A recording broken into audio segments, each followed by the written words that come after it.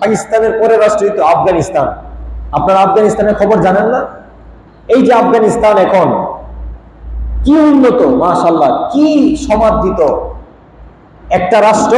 এই রাষ্ট্রের প্রত্যেকটা কোনায় কোনায় কালিমার পতাকা উড়ে, সুবহানাল্লাহ। এক কালিমার পতাকা উড়ে, লা ইলাহা ইল্লাল্লাহ মুহাম্মাদুর রাসূলুল্লাহ। সংবিধান হলো কোরআন।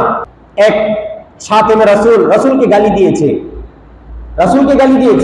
বাস তার ব্যাপারে ফাইসালা হয়েছে যে সে সত্যি গালি দিয়েছে, কোনো কথা নাই।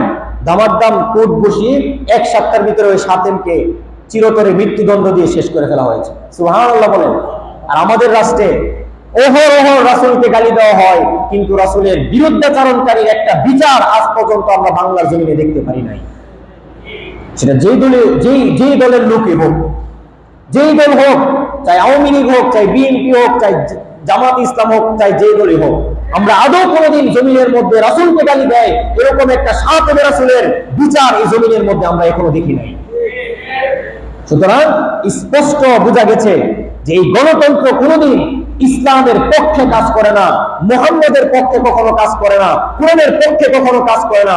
এটা সম্পূর্ণ আব্রাহাম লিঙ্কনের থিওরি বাস্তবায়ন করে, আব্রাহাম লিঙ্কনের আমেরিকাকে সন্তুষ্ট করে।